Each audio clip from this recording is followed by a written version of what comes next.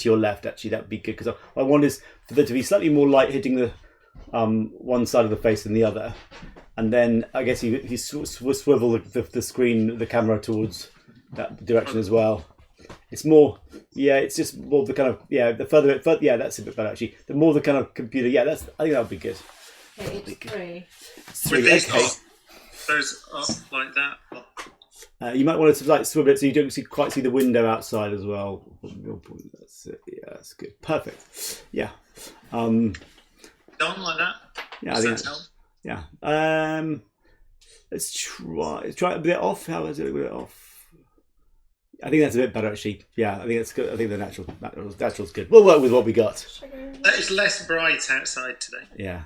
Yeah, this is cutting off his top. Should I just take it up a tiny bit? Yeah, if you want to. Okay. I think it is. Yeah, you can start. Yeah, you might as well start. Yes, okay.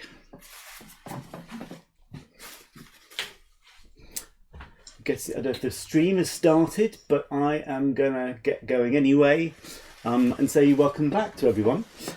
This is session 2. For those of hardcore who've been watching all along, you know what the setup is. I've got a friend of mine, in this case the very brilliant Professor Brian Cox here, joining us on FaceTime from his home.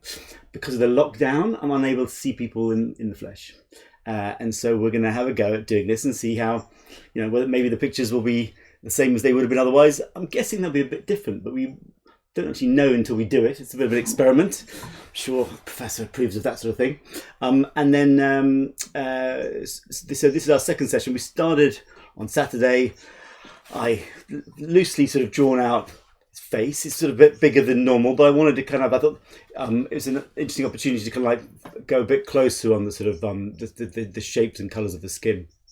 So we'll see how we get on. And a bit like if we were in the studio, the light's a bit different from today than it was the other day, which can cause problems, but can also make it more interesting because, of course, you often see different things according to where the light's coming from and the quality and temperature of it. So we'll see how we get on.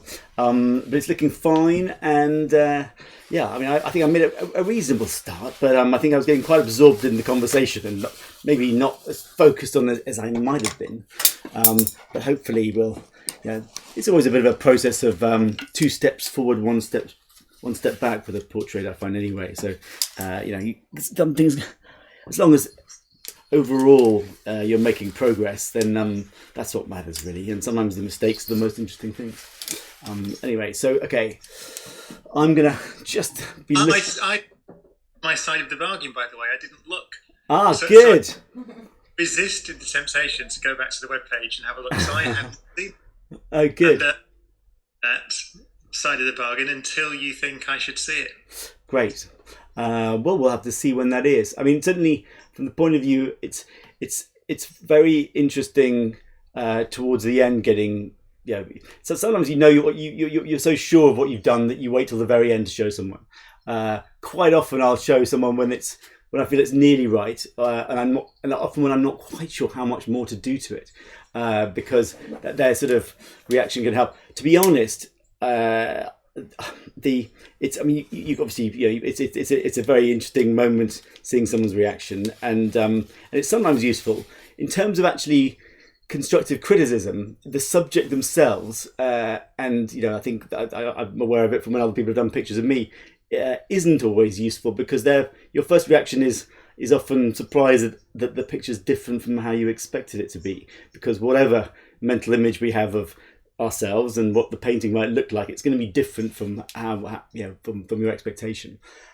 What is always useful is someone who knows you and their reaction to it. So we might ask Gia towards the end whether as well and see her reaction. I bet her reaction will be instant and absolutely precise about whether it's right or wrong or nearly right, and whether in particular if there is anything sometimes especially as she's obviously got an artistic eye herself, that she may well be able to pinpoint things if there is something that's not right that I've missed. Because the other thing is, when you're working on something, you often start to get desensitized to the errors by the fact you've just been getting used to the painting. The more you look at something, the more it starts to look right because of the sheer familiarity of it. So sometimes you can find that your own mistakes can sometimes get harder to spot as you go along.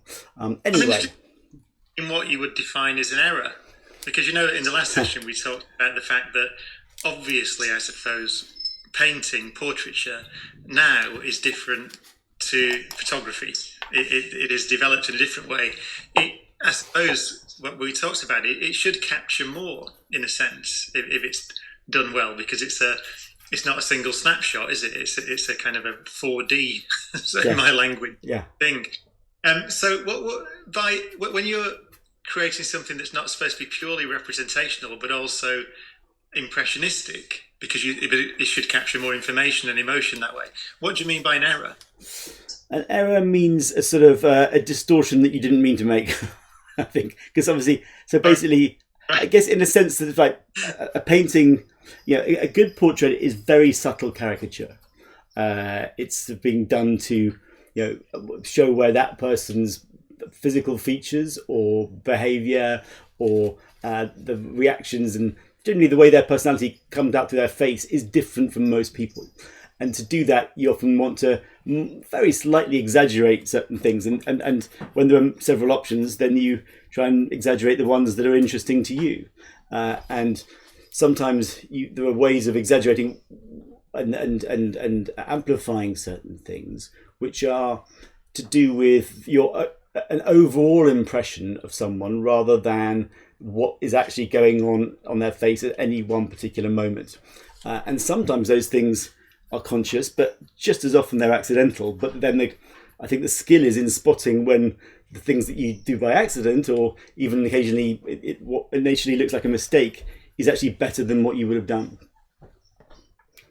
And so, I mean, I think, yes, you're right that it's all a relative thing. Obviously, if you get someone's nose dramatically out of proportion to the rest of their face, then that's possibly an error if it's not for a particular reason, or if you do something that's just a misleading impression. And sometimes you only realise later on that something you thought was worth highlighting early in the process is actually not something that's particularly relevant. So. I mean, I think above all, not to worry too much about sort of I don't think it's very helpful to think in those terms of things being sort of right or wrong until quite late on, when you've had a chance to get to know someone well enough that you can make slightly more conscious sort of judgments of these things. Yeah. And a question I was asked actually by someone is, what are you using at the moment? So what medium are you painting in? Yeah, well, that's a good question. So I'm painting in oil, partly because I have. What's one of the first things I learnt or taught myself how to use, and I have. I'm not very good at starting again with new things. I like to be able to work quickly, and oil is still a pretty amazing medium for being able to really create any kind of illusion that you can imagine. It doesn't sort of suffer from looking. You can make it look very like a painting, or you can make it look very, very real. And you can do all kinds of things in between. And above all, I think where it gets really interesting is where you mix up different styles subtly in the same picture to create that sort of collage effect, which is, to me, how we actually remember images rather than how we literally experience them at any given moment. So oil, I use a sort of then sort of painting medium to sort of thin the paint a bit and help the process, which is part linseed oil, a little bit of terps, tiny bit of clove oil, which slows down the drying, especially when I'm working like this over a week and a half or so and want to carry on working into the wet paint. But different people have different ways of doing it. Some people like to speed up the drying time so they can start each day on a dry layer and just go over the top. So I think that's a very personal thing. I think portraits, you often do want to make some subtle changes where this sort of approach is helpful. But yeah, I think I don't think there's any right or wrong way of doing it, and you could just as easily be doing this with sort of pencil or charcoal or pastel or whatever. And actually, in a sense, by distorting and reducing the color range, you're doing something which is a little bit closer to drawing anyway, certainly for a large part of the process.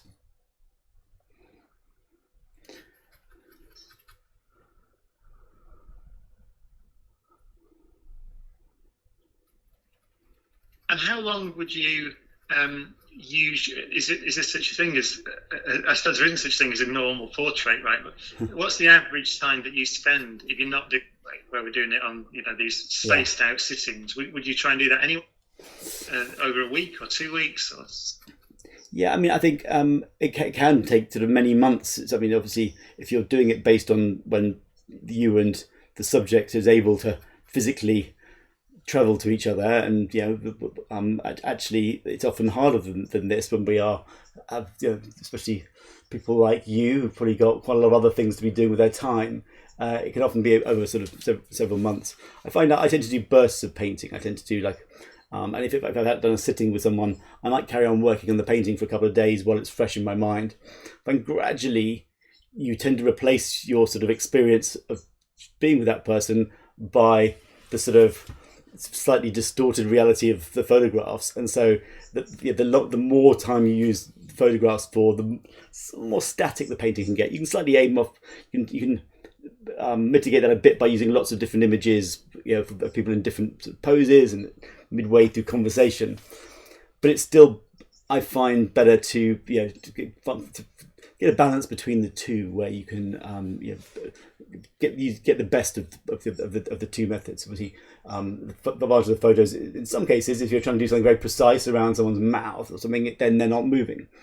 And some things like their hands and the clothes and that sort of thing, it doesn't really matter quite so much. But certainly, in terms of the sort of getting the shape of the face and the sort of sense of animation and that kind of thing, the movement and three-dimensionality are usually better in person than from static photos. But this is a different way of working. I've never tried to do it like this, and actually what I'm finding so far, obviously it's a bit early in the process to start making kind of great pronouncements, but there are some areas where it works quite well, because I can see you moving, and there's an immediacy, and you're actually quite close to me, because obviously the camera, I guess, on your iPad or computer is that much closer than I would be if I was actually sat there in front of you. If I was pretty that far away from you, it'd feel a bit uncomfortable.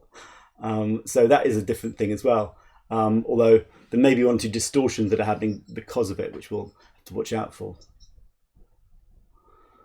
I've actually got you looking slightly more face on to me than you're sitting. So if you're able to look very, very slightly more straight, yeah, that's it. Brilliant. Excellent. I hope I haven't messed it up with people at home. But I think this is good.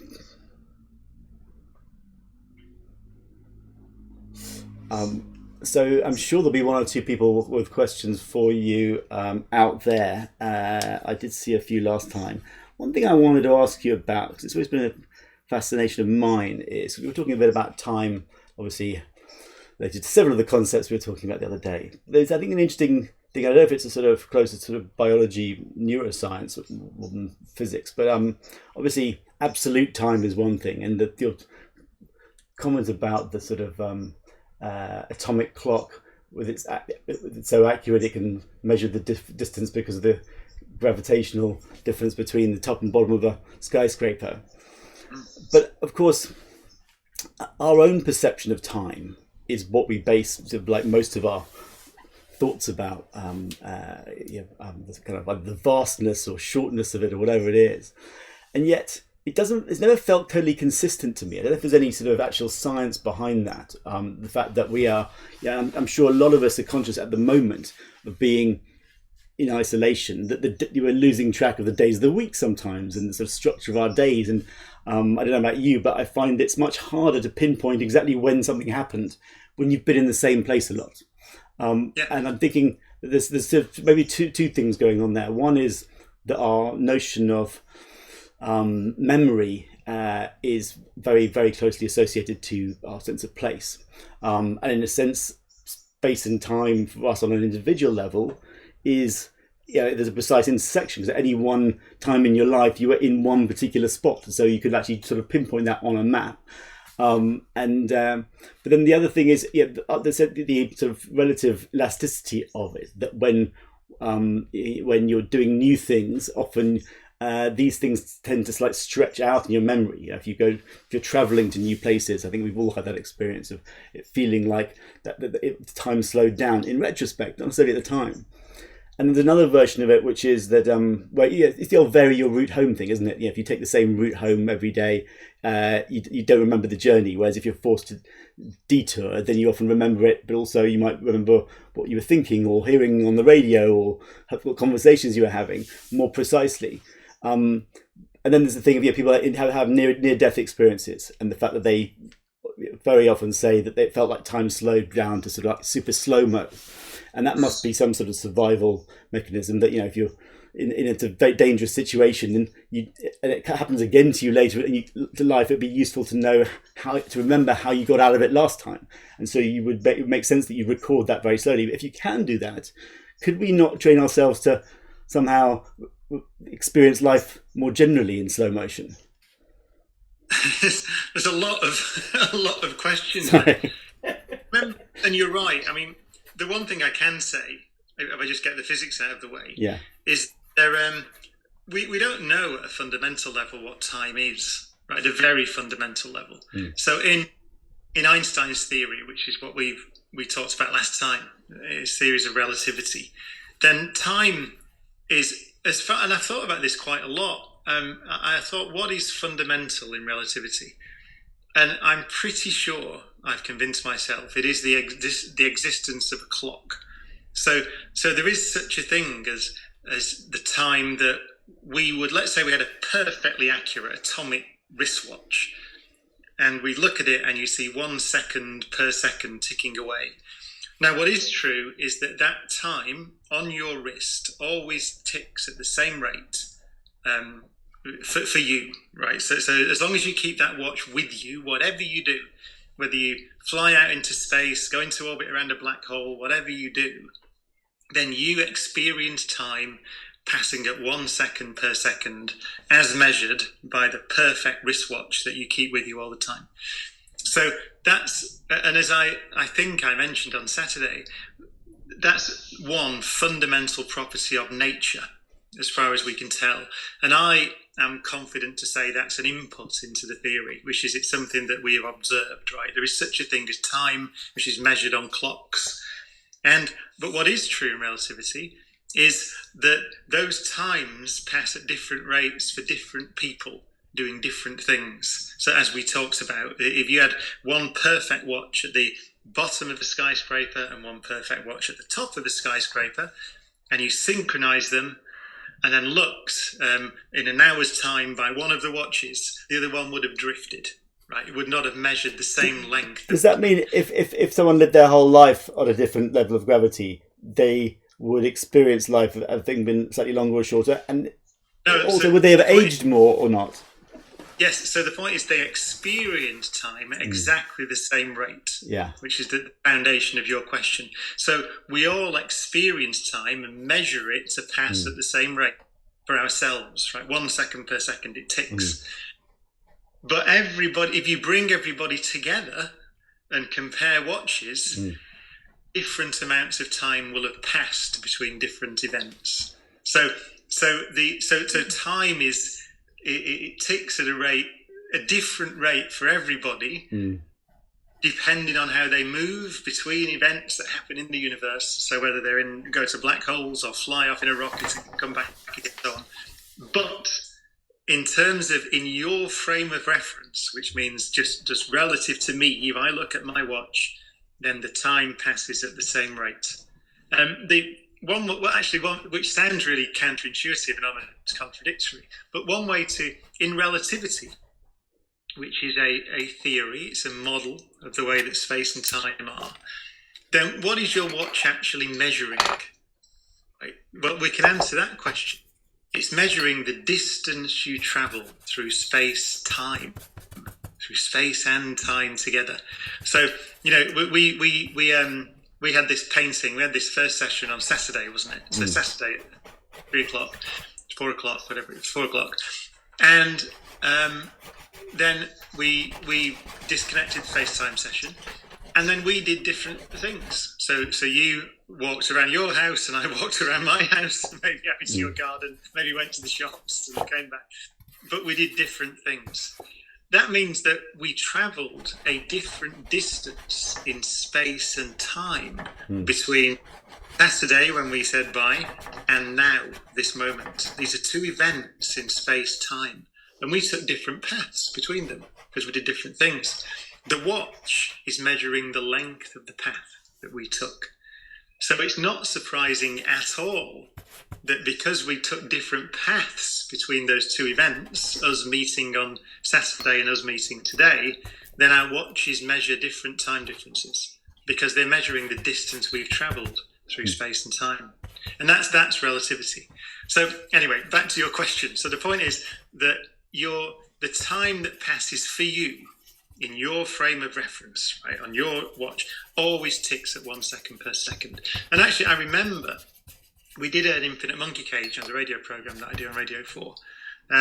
We did one on this, and it's quite a while ago. But it's, as you said, it's a part psychological, part biological question. So it's not my area of expertise. But I remember that we talked about some experiments that have been done. So you said near-death experiences. So you're in a car crash or something like that. Dramatic things happen to you. And it feels as if your time slows down, as you said, which feels as if your processing speed is enhanced. So you're getting more data. That somehow you're able to do more in that time span when you're under stress. And as I remember, people had done experiments on this. Very hard to do, right? But people had done experiments trying to put people under stress. I think they did things like threw them off high platforms onto trampolines and stuff like that to see if their processing abilities were enhanced during the free fall, right, when they were falling down to the ground. And the answer was no, as far as I remember in the research. So I think the right thing to say is that it's all to do with how we remember these things, but there's no evidence that we have enhanced ability to process or to perhaps, it's almost like in a film, a superhero film where something happens and it slows down and everything's in slow motion, so you can dodge a bullet or something like that. There's no evidence at all that is the case, that our processing ability is enhanced in those stressful situations. That's what I remember. It's just that we remember more details, So it's more how we remember it afterwards than how we actually experience it. Is that what we're saying? Or you can experience it, but you can't do anything about it. Yes, I think you can't process faster, so you don't have the ability to do almost superhuman things. You can't dodge something that in normal state of affairs you wouldn't have dodged. If that's wrong, then someone will tweet about it. But that's what I remember, the research that had been done. Yeah, it's pretty good now. I should go and look up the program, which makes sense because we are, as I said, a fundamental foundation of our understanding of space and time is that idea that time passes at 1 second per second for you always, no matter what you're doing. So it passes at the same rate. Okay, which would. And how is it then when you're doing something really boring? And I seem to remember when I was at school, some double lessons seem to last days. When you're doing something fun for the same amount of time, it seems to go by quicker.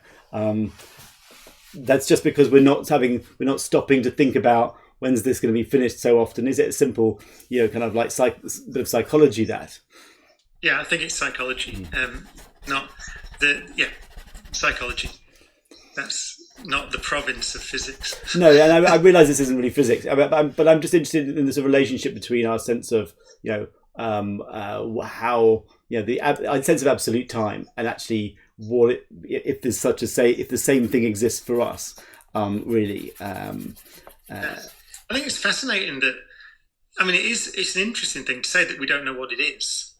As I said, it's a thing that we know passes for us. We measure it on a watch, so it's a thing you can measure, the time interval between two things that happen. But those things are they're a property of the universe that we can't yet derive from some deeper principle or model.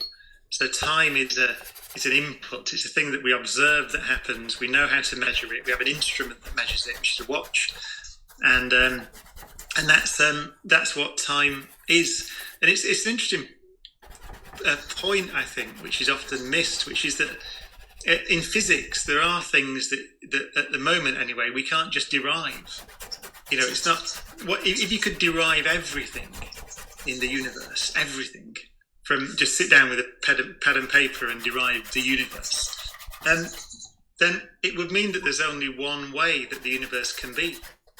This is it. This world, this natural world that we experience, is the only possible natural world. So there's a force of gravity and a force of electricity and magnetism, and protons have some mass, and electrons have some mass, and all that stuff. And all the ways that little building blocks interact together is the only way that reality could ever have been or could be. So this is the only possible universe. That's what that would mean. Now, we don't know the answer to that question. Is this the only way the universe could be? Many physicists think no. There are perhaps many universes. Perhaps essentially an infinite number of universes out there, all with different properties. In the way that there are so many billions of human beings who are all different. Even though you're built of the same things and you have the same genetic code, there are so many different combinations of that genetic code that you never get two people alike. In the same way, it can be that there's some underlying code in nature, but the universes that emerge from it all tend to be different, or are all different with different forces and all those things. And so, and we don't know the answer to that question yet. I did a thing with Brian Greene a few weeks ago, again like this, during lockdown, and he said, he hadn't given up yet on this idea that the answer to the question, why is our universe like this, is because it is the only way it could possibly be, right? So it's almost like it has to exist because it's the only logically possible thing, but we're way away from that, and it may not be true. We don't know. And is it possible that the way we experience time isn't actually how time is? Well, it is, in this sense that in our best theory, or our model of space and time, which is down to Einstein, there is such a thing as time that ticks along at 1 second per second. You can interpret it as our motion over space-time. So our motion over the fabric of the universe, if you like. And it's set, it's fixed. And so you have to go into the future at a rate of 1 second per second. You cannot go into the past. It's all built into the fabric of the universe itself. And so there is a real thing that we all experience that ticks at the same rate from each of our perspectives. But there are attempts to derive it. There's the physicist Sean Carroll has written a great book. And what's it called? I think his books are great. I think his book titles are not that good because I can never remember them. So my criticism of him is I can never remember what his books are called. But it's his latest book, and it's on. At the end of it, it talks about attempts to derive space and time. So you think about what that means. It means that the distance between things, or the time difference between that and that, are things that you can derive from a deeper theory, which would be quantum theory.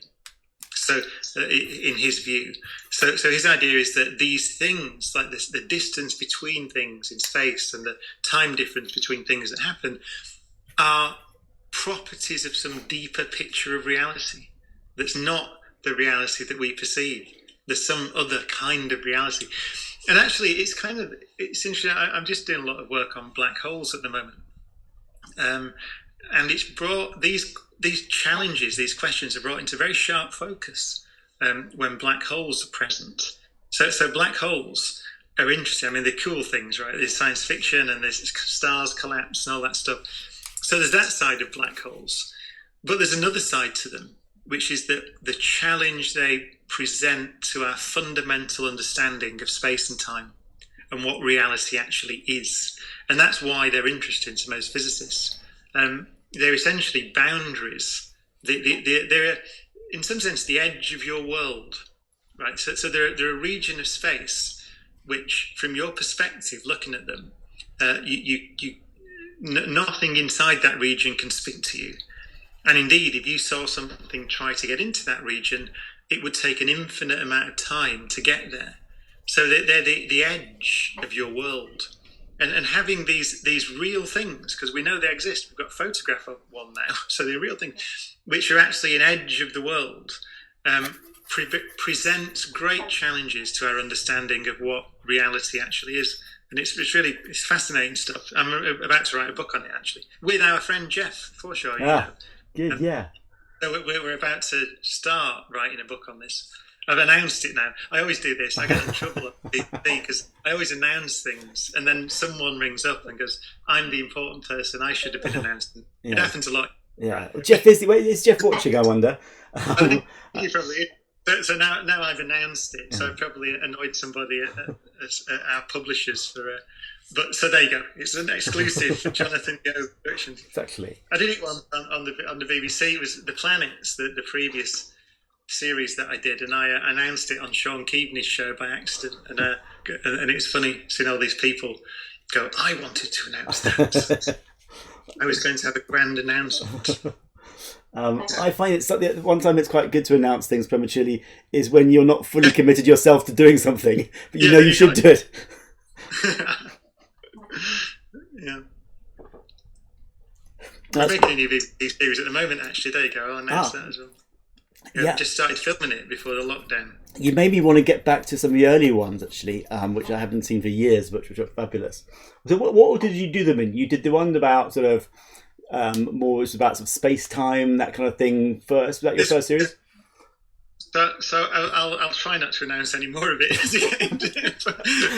I mean, just do it in here for us if you want. I mean, But yeah, we're making we're going to make. We just made The Planet, so we're going to make a series which is more about those things, as you said. One of the most the bits that people remember most, actually, is a series called Wonders of the Universe. I did way back 2000. That was wonderful. Filmed it, where we filmed in Namibia on the Skeleton Coast. Yeah. We had this yes, so that's great. Been taken by the sand, a gold mining. Yeah. And all the wrecked ships are beautiful. Namibia is a remarkable place. Talking about, this is another kind of time, actually, the arrow of time, which is, it's another great puzzle in physics, that the laws of nature, what do they actually do? Well, they say that if you know, the technical word is the state of something. So if you know everything about the world, or a little bit of the world, an isolated bit of the world at some point in time, then the laws of nature allow you to calculate what the state of that system, which means what will happen to this stuff, this region in the future, and what had happened in the past. They're completely symmetric. So you can say, like it's like saying, I know where all the planets are now at this point around the sun. So the laws of nature, in principle at least, allow me to calculate where they will all be in the future, which obviously we can do because we have star charts, and we can say where the planets are going to be in a month's time, and also where they were in the past. It's exactly the same. You do the same calculation. So the laws of nature don't have a direction at their fundamental level of time. But we do, of course, because we remember the past and we don't remember the future. So there is a direction to time as well as we perceive it, which is what you were talking about.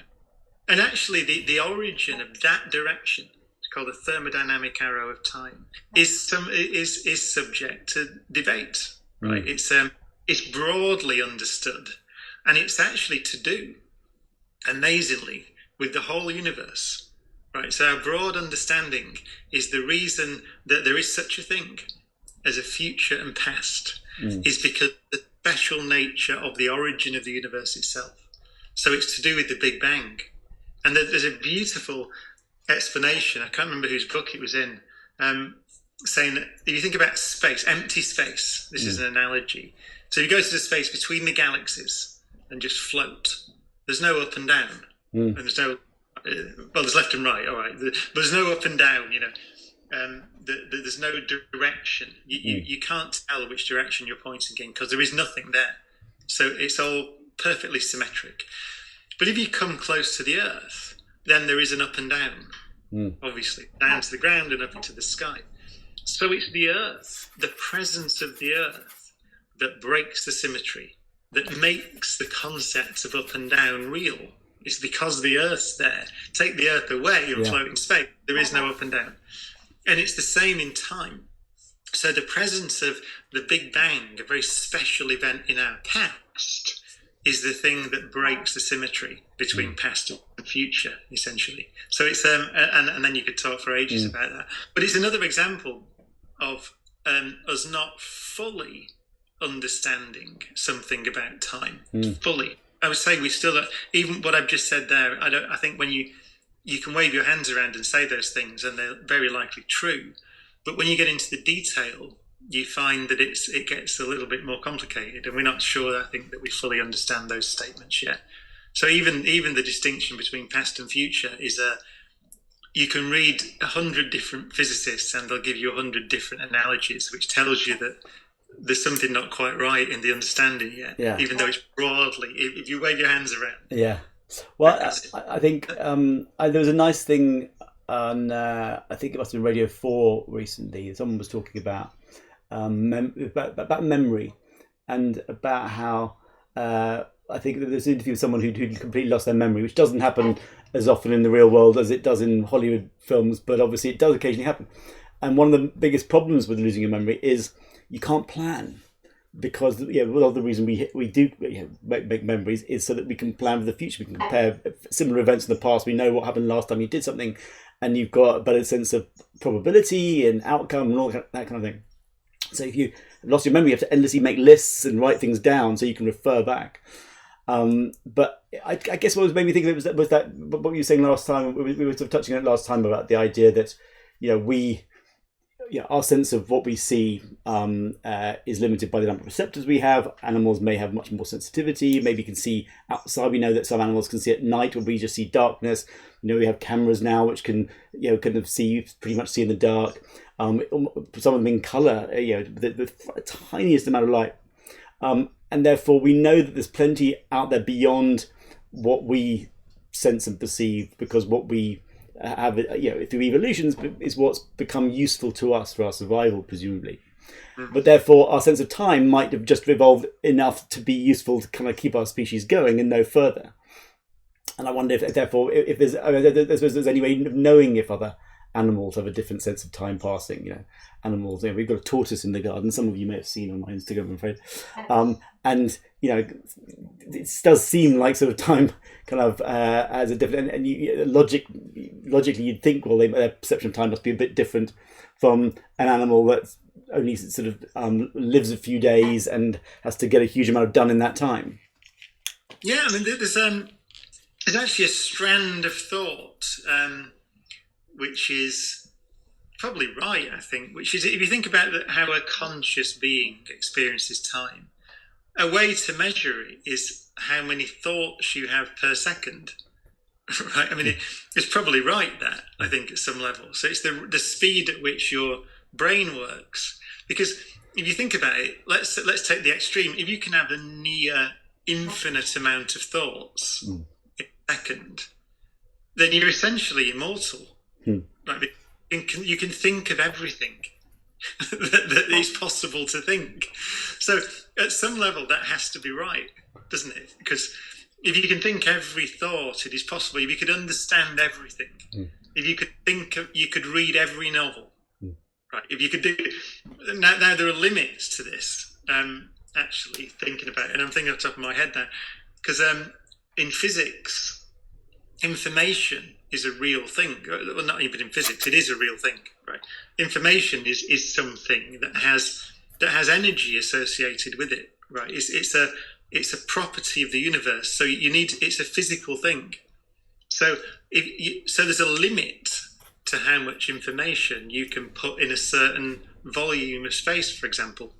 And you can only, even if you can think incredibly fast, you could only actually, presumably, sorry, I'm talking for you, but only in as much as what information you already have in your brain is able to process. You're not then able to absorb new information when you need it, or things that sort of change. And it's madder than that, because when you do the calculation, so what happens if I try to cram more and more information into your head? So your head has a Not, particular not really, volume. not really possible. It's one in, one out with my brain at the moment now. About 1 crate of wine, whatever the volume is of your head. Well, you've got one somewhere we can Yeah. scientifically. I know you too well. Oh, now he's talking my language. I've got that concept now. It was a bit shaky before. And so imagine that I keep putting bits of information into your head. And I said that they have an energy associated with them. So ultimately, I get to the point where there's so much energy density in your head that it collapses into a black hole. Right? I had a night like that a few weeks ago, actually. That's the maximum amount of information I can fit in your head. And what's remarkable about that is that can be calculated. And so the maximum amount of information, you might think it'd be proportional to the volume of your head. It's actually proportional to the surface area, right? So in what's called Planck units. So there's a bizarre, and I would say fundamental and not understood property of black holes, which is that they represent the area of the black hole. The area represents is the maximum amount of information you can store in a given volume. And that leads to the something called the holographic principle, which is that our universe is a hologram. So we are holograms, and actually the information that is contained within us and that we're processing is in some sense stored on a surface in some distant reach of the universe. It's completely wild stuff, but it comes from this idea of what's the maximum amount of information you can put in a particular volume of space. So what I just said about you could think an infinite amount of thoughts in a second is probably not true. There's probably a limit associated with holes. But anyway, but it's more than we generally do. I don't think it's a problem. Yeah, I think you could. It's an interesting question, actually. Someone like I have to calculate it. It can be calculated quite easily, actually.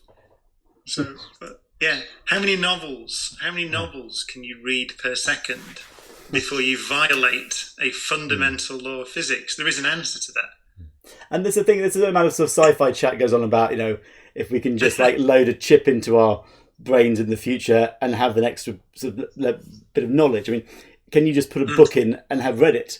Or load it up so fast? I mean, actually, how much is the experience of reading it and the thoughts it generates, rather than just the knowledge that you retain afterwards? Yeah, because you're doing something. Your information, you're processing information, you're filtering it. Yeah, and there's a limit to how much energy you can put in a given space before, as I said, it collapses into a black hole, and that's it. So, yeah. We should talk about art. Well, I think this is too interesting. I loved Elon Musk's comments about that we might all be in a simulation already. I mean, the idea, obviously, we've talked about technology quite a lot, and those who know me know that I'm a bit of a geek.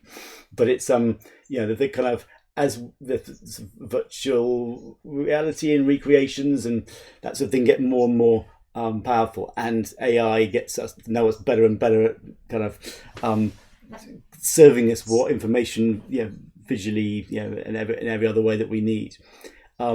It's sort of getting easier to imagine that you could be in a situation where everything is simulated and you wouldn't know the difference. If it looks and feels like it should and reacts in the way that it should, how would we know? So his point, I don't think he was seriously suggesting we are so much as how would we know if we were? Well, there is actually there's a paper by Nick Bostrom that and again we had him on the Infinite Monkey Cage, and I wrote about it in the Infinite Monkey Cage book, actually. So not to plug my own books, but available on Amazon. It was one of the great, or from local bookshops. More importantly, exactly. I don't think it turns up on Amazon these days. Anyway, I think they might be struggling a bit now. Yes, but so in that paper, Nick calculated the probability that we are living in a simulation, given some general assumptions, and came out with a very high probability that we are, right? Now he was very careful to say that it's not to say that we're living in a simulation. It's saying of these assumptions, given these assumptions about the nature of reality and the power of computers and so on, then you can follow the through. You just do logic and find out that it's very likely we're in a simulation. So you could phrase it, which one of these assumptions is wrong? And there are assumptions such as you can simulate consciousness in a computer by an algorithm, right? So a conscious being is not something to do with biology itself, the substrate, if you like. So it's not, consciousness is not a property of biology, it's a property of information processing. So it can be done in a thing that deals with ones and zeros. Probably right, I think, but that's one of the assumptions, right? And there are others about processing power and how much processing power would you need to simulate in detail an experience like ours. So you experience the world. We only have to experience you to simulate you, by the way, because there's no point simulating everybody else if we just want. Yeah. So if you're in a simulation, it's just you and everything else. And the less interested you are in other people in the outside world, the quicker it'll be to simulate you. Yeah, there's a thing called there's a really famous result in physics, or this kind of physics, called a Boltzmann brain, or Boltzmann's brain, which is the idea that if, let's say, you think that this whole universe is a random fluctuation, that just quantum mechanics, you hear it quite a lot, and it's nonsense, right? That quantum mechanics fluctuates and everything's possible, so therefore it's possible for this entire universe to fluctuate into existence, right? Which is, in one sense, true, in a very limited sense, but it's much more likely, if you think about it, for just you now.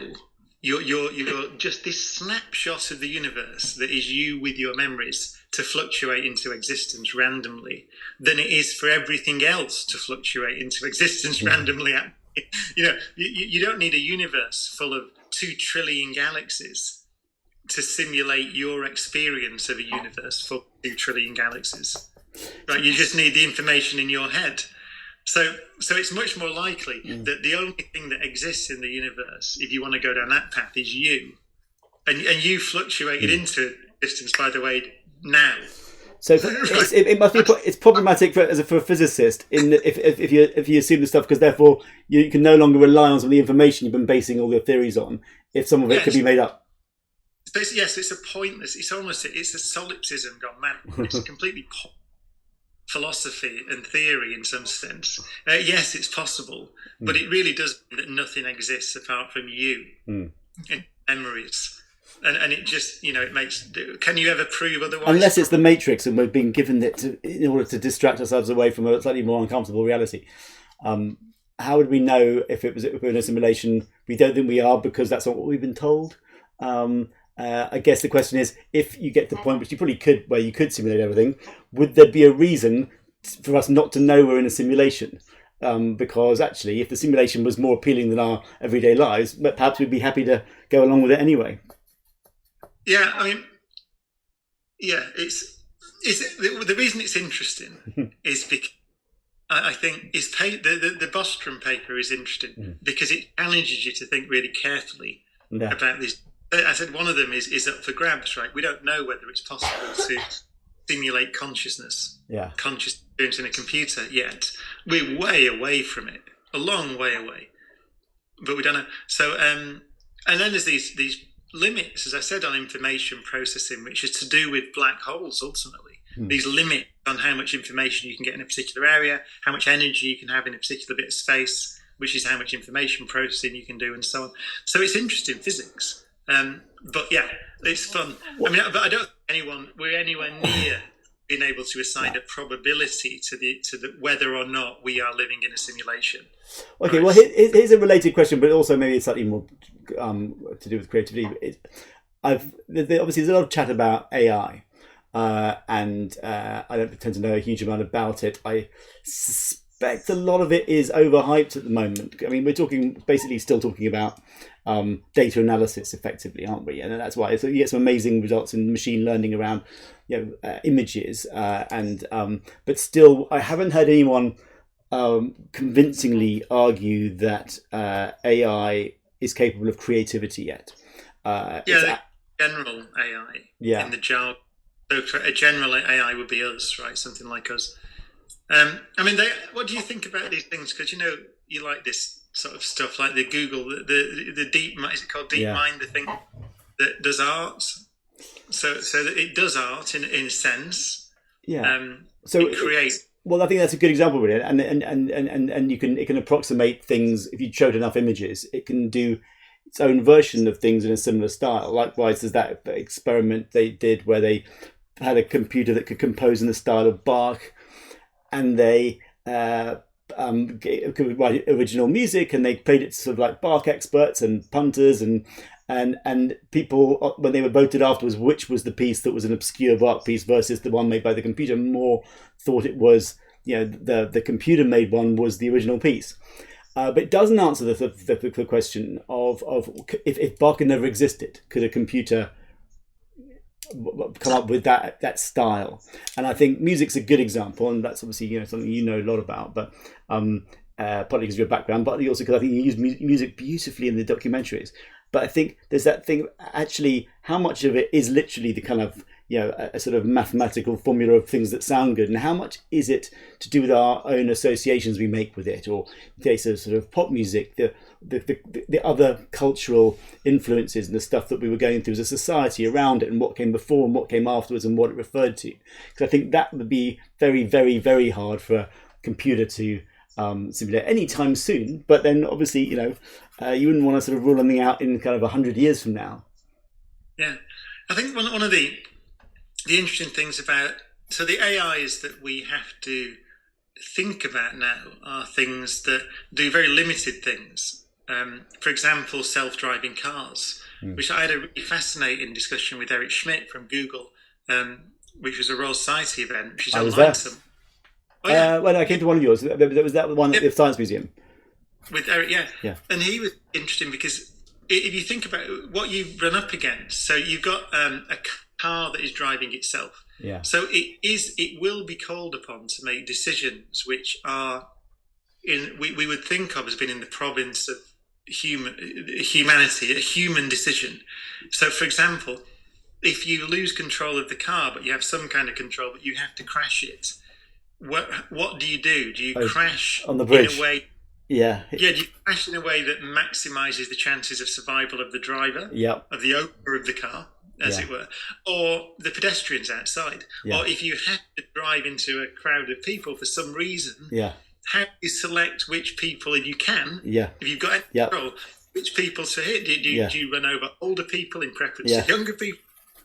Now we make those decisions. Humans make instinctively. Many of us would say, well, I'll avoid the baby in the pram, right, if it comes to that, and so on. But the question for AIs is, do you program them? How do you program? You have to. Right? You have to give it information. Exactly. It's philosophical. Exactly. It's a binary thing. What do you do in this situation? Because we don't have time to react with the computer would. I think Yuval Harari talks about this, doesn't he? And I seem to remember when they asked him, so what do you get it to do? Well, he said, then it's a kind of a market decision. You have maybe the sort of Google cars that sort of save the driver and the other ones that save the pedestrian, and guess what, the Google cars might sell more. But he was abdicating. The bigger point is that there are going to be roles for philosophers in government writing legislation for AI where there have never been in the past. Yeah.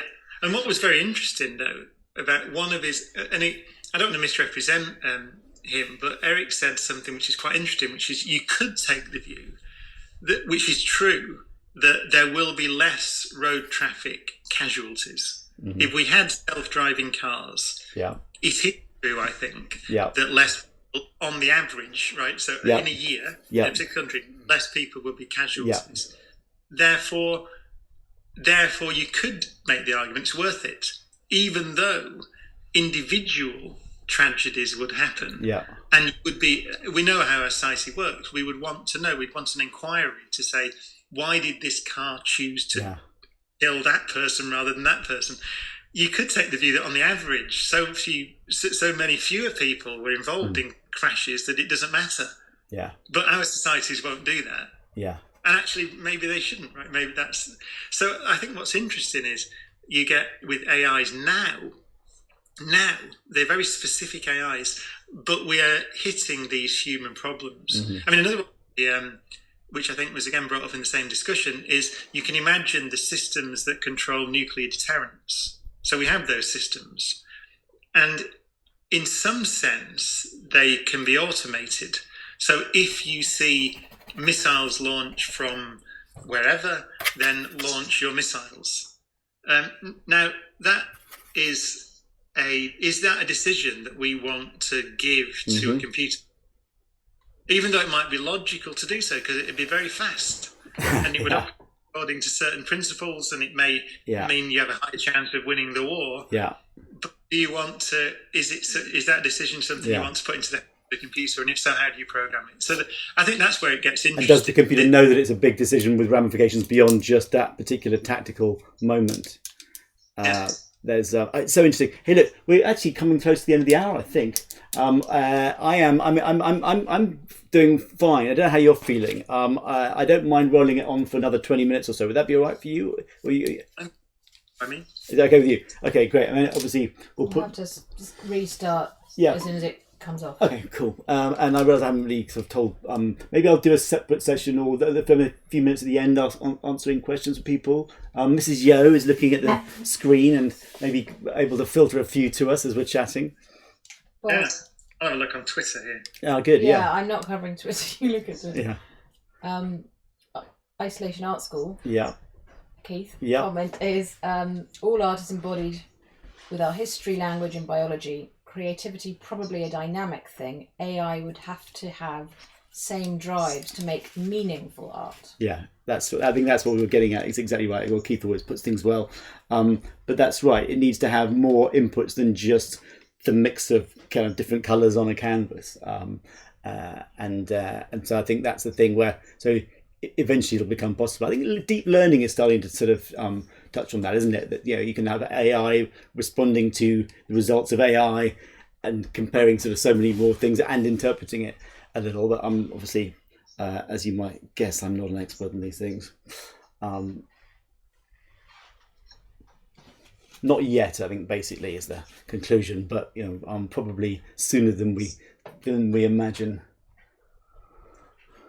Yeah.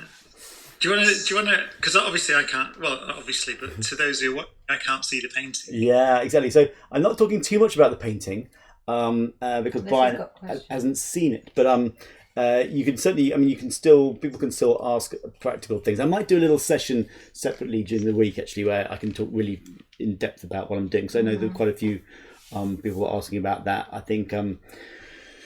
Some people were asking if I'd sort of drawn it out before we started yesterday or on Saturday, and that answer was no. And you'll see basically by the fact I think it wasn't quite right early on, and it still needs a few things changed. But it's very much a process when I do it, especially like this, of gradually. You want to start with something as quickly as possible, not worry about getting it too precise, and you just trust that bit by bit you'll carry on pushing the paint into the right places as you go along. And sometimes then the kind of distortions are based on the sort of changing thing you're looking at, the changing conversation and the way people move. And Brian's doing exceptionally well at keeping in the same position, actually, I have to say. Not everyone's been like that. But yeah, no, it's good. And when you're making your shows, sorry, I keep asking you questions, but I love the I'm just now thinking a bit about how to do these things, and I need to start thinking about how to edit these so people don't have to watch hours of chat. But the idea, I think, do you have kind of do you get involved in the whole programs though? Because I think that obviously the way they are, you go on such a sort of travelogue with them all as well. The kind of everything looks spectacular, and the music is, I feel, is accompanies it in in a wonderful way, and brings in other references and associations as well. Are you involved with that side of it? Do you try to be involved in that, or is that something which is, and is that part of the kind of writing process from the start? Are you thinking about that when you're writing them, or do you just write the narrative and then all that gets added on afterwards? Yeah, we have a very particular process, which I think is quite unusual in this kind of television, we obviously write, and there is a script when we go out to film, and that's been developed over months. With many of the series that I do, we do them. You'll notice at the end, it's in collaboration with the Open University. So we'll have different experts on, for example, we did in the Mars program on the planets, we had Mars experts there at the Open University, and so we work with them. So we develop a framework together. It's mainly me and the director, and there'll be a series producer or an overall producer, and that's the way that we tend to work. So there's 3 people really involved plus experts. But then when we go out, what we tend to, because we've been doing these programs, but it's always been the same team that I've worked with different directors and things, but broadly the same creative team over 10, 12 years. And we know that the depth, right, the emotion, the philosophical layer tends to come on location. And that's just because you are intensively creating something, right? You're together with the director and the camera people and things like that, and you're 24/7 for often weeks at a time. You're together, and in these places that we've chosen that are evocative places, and so ideas come. And so I think in general what happens is the soul of the films comes from almost ad-lib. It's not ad-libbed, it's this intense process when you're actually out filming it, and that gets layered on as well. So we have an outline, we have an idea, we have a shooting script, but then Siri is trying to talk to me now on my iPad. But then that extra layer. Maybe you could answer one of those questions about space and time. It might be quite helpful to. So we know now to build that time in the shooting process, in order to get the soul of the thing, what it means, right? What the thing means, because you can make a film about Mars, but then what does it mean does Mars have a role in? I mean, I think in that film we ended up. And it was something that we thought of probably over a beer in the evening. We filmed a lot of it in Oman, because the deserts outside around Muscat, those areas look like quite similar to Mars. So that's why we filmed there. And the idea came that Mars is it's interesting because we always had the idea that it was once Earth-like. So we know from studying it today that 3.5 billion years ago, 4 billion years ago, it was an Earth-like planet with oceans and rivers. So it was a planet with possibility, but it died primarily because it's smaller than the Earth, primarily. But then we also realised when we were filming that it's a planet that has a role in our future, because it's the only planet we will ever set foot on. There's no doubt about that. Because you won't set foot on Venus because it's way too hot and horrendous. Mercury's too hot, and the rest of them are gas planets. Right? So we're never going to stand anywhere other than Mars. And so it's a planet that takes on this role in our solar system as being the frontier.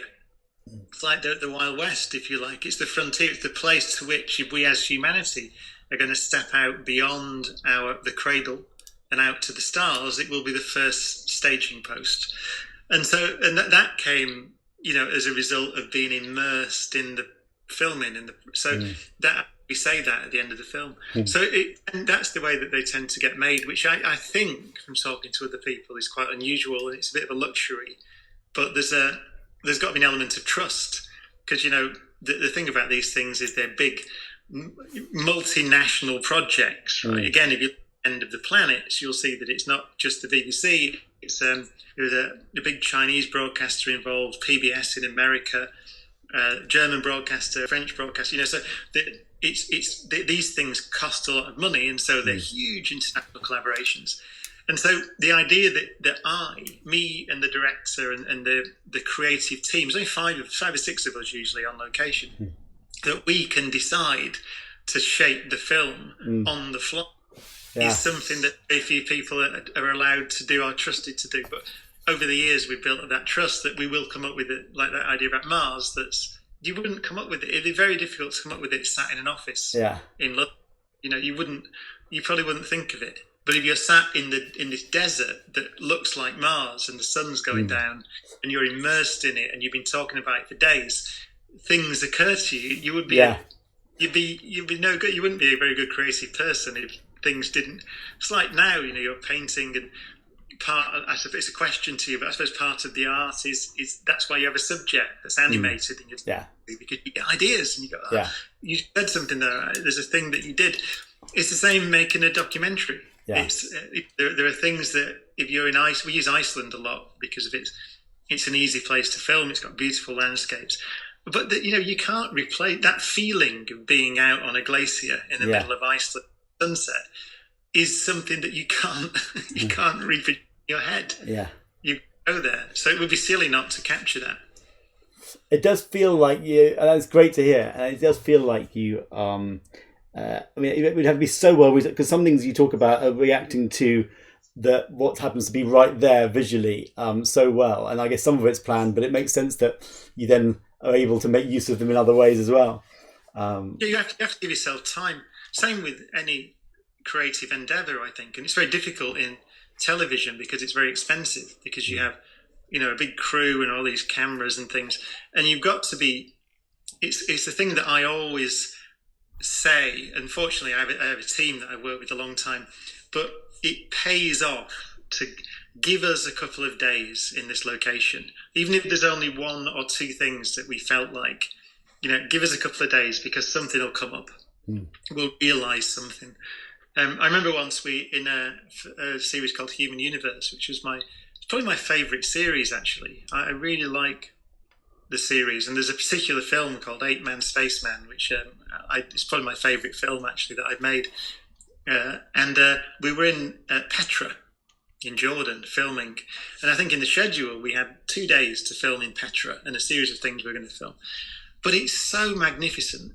And we started having ideas and started seeing things that we could. And also, when it works well, particularly with the camera person, you start getting confidence and you say, oh, you know what, we could do a shot where we could, we have a steady cam and you could do a walking shot and you could talk for 2 minutes and I can go in and out of these columns and we could go upstairs because you see things that you wouldn't. And that's where the art is, when you got great people with you and you can all have ideas and you can try things that are hard. But you think we can do it. We're good, we can do this. And so we stayed there in the end. We cut a whole sequence out of the film and stayed there for 4 days, I think, or 5 days, rather than the 2 that was on the schedule, to the consternation of everybody, the production manager and everyone sat in London going, what are you people? You've just done this. We spent months and we agree these scripts with everyone around the world, and you guys have just gone, nope, that's gone because we're going to do this. But that's where the magic of, and actually the thing that I remember it so vividly because the thing that we cut, it was a piece where we were talking about writing and the development. So what is it in the development of our civilization that matters? The steps to the stars, what are they?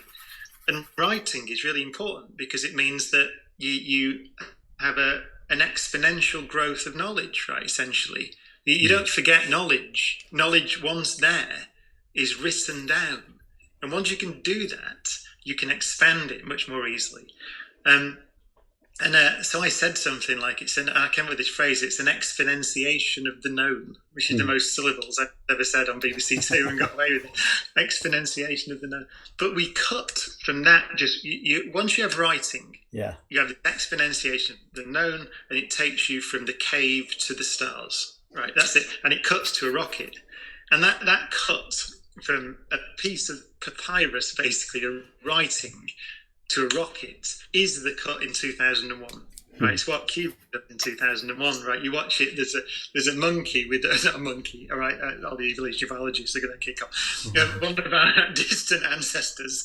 I'm using the word monkey loosely, right? It's one of our ancestors, 4 million years ago, whatever it was, when it says the dawn of man at the start of 2001, and there's a bone. And he's just clubbed one of his adversaries to death with this bone. It's a tool, right? It's a weapon and a tool. Throws it up in the air and it cuts to a space station. And that's, to me, one of probably the best cuts in the history of film. I love that because you know what it means. I mean, once I've got this, I don't need to explain everything in between. And so we were forced into that cut by the act of cutting out a whole location in order to stay in Petra because we felt we hadn't filmed enough and we hadn't done some things. And it forces you into a creative decision. And the creative decision was, well, to nick something off Kubrick. But why wouldn't you? Well, it's interesting, though. I mean, this is something for another day, but there's a whole interesting thing around, because obviously you're then using the fact that we can take in and make links between images faster than we can read something or hear it. Reading and talking are time-based communications, whereas images are something else. They're different, and you can be presented with different images, and it's your choice about in what order you take things in visually. But obviously, you can be led in a certain way. I think there's something very interesting, and then of course, film. You're combining the two processes, and that's why I think that's so interesting. Hey, look, I think we're probably it's probably about the right time to pause, which I'm sure some of you will be relieved about. Some of you will be very annoyed not to hear Brian talking more, but I'm hoping that if it's all right for you, we can do this again. Maybe Monday? I mean, do you think Wednesday be about right to do another one? I don't know how you're fixed. Don't feel you have to decide now. Yes. I'm putting you on the spot. But what we'll do is we'll check and we'll confirm, and we can. But no, Wednesday. I will literally be sat here. Be sat here anyway. Yeah, exactly. What else are we doing? But you lovely man, it's really, really enjoyable, and I think I made a bit of progress today. I can't wait to see it. I'm going to. Yeah, we're not quite angled in the right way. Well, it will get to the point. I reckon 2 more goes. Maybe not Wednesday, but maybe the one after that we'll be showing it to you. That's my guess looking at it. I also know, and some of you would have seen it when I was doing one of Dexter last week, I find it very difficult to judge when I've just been working on something, how good it is, how complete it is, and that sort of thing. It's only when I've been away from it for a little while, or better still overnight, that it's much more obvious. Just when you've basically just forgotten it and you're surprised by it, you deal with it as if it's something new rather than this thing you're still shaping. Anyway, so but yeah, that would be amazing. Thank you. So Wednesday would be fantastic. Same time, isn't it? Because we have to have the same light. If that's all right with you, yeah.